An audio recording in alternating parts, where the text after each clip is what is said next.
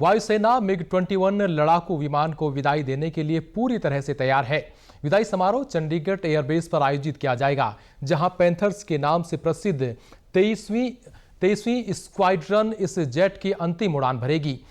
देखिए पाकिस्तान बॉर्डर के निकट स्थित नाल एयरबेस पर वायुसेना प्रमुख के साथ डीडी न्यूज की खास बातचीत।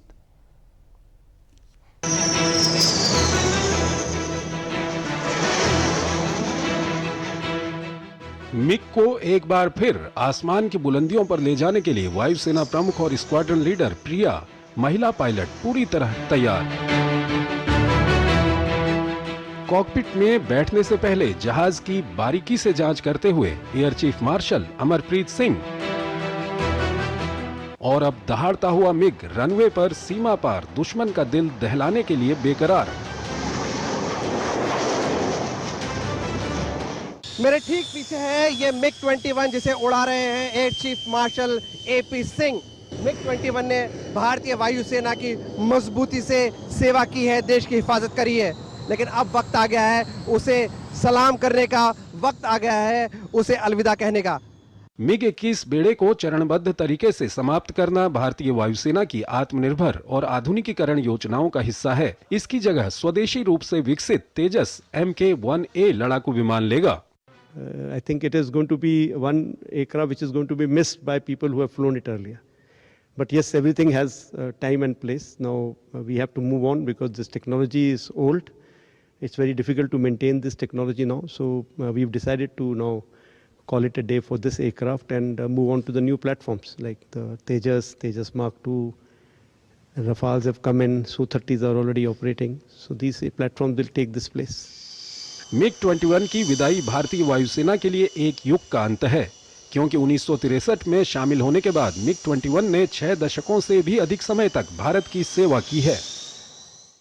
मैं इस वक्त नाल एयरबेस पे हूँ और जैसे कि आप देख सकते हैं मेरे ठीक पीछे है भारतीय वायुसेना का पहला सुपरसोनिक विमान। जी हाँ, हम बात कर रहे हैं मिग-21 की और इसके बारे में ज़्यादा बातचीत करने के लिए मेरे साथ है wing commander Jaideep Singh.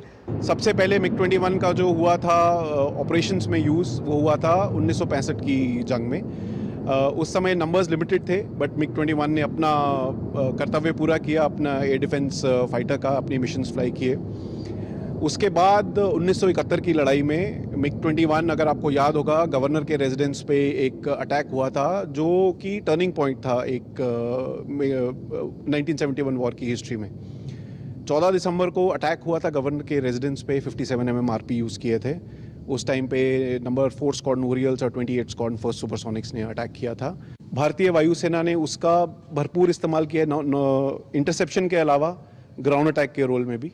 1971 war में कुर्मितोला और तेजगांव के ऊपर जो अटैक किया, जिन्होंने उस अटैक की वजह से वहाँ का एयरफील्ड जो है यूज़ करने लायक नहीं रहा था। ये विमान भारतीय वायुसेना के लिए एक महत्वपूर्ण हथियार रहा है। 1965 और 1971 के पाकिस्तान के साथ युद्ध, 1999 के कारगिल युद्ध और 2019 के बालाकोट हवाई हमलों सहित सभी प्रमुख युद्धों में इस लड़ाकू जहाज ने दुश्मन के छक्के छुड़ाए हैं। इतना ही नहीं, पाकिस्तान के खिलाफ ऑपरेशन सिंदूर के दौरान भी मिग-21 को ऑपरेशनल ड्यूटीज में तैनात किया गया था। डीडी न्यूज के लिए नाल एयरबेस से विशाल बैरिस्टो की एक्सक्लूसिव रिपोर्ट।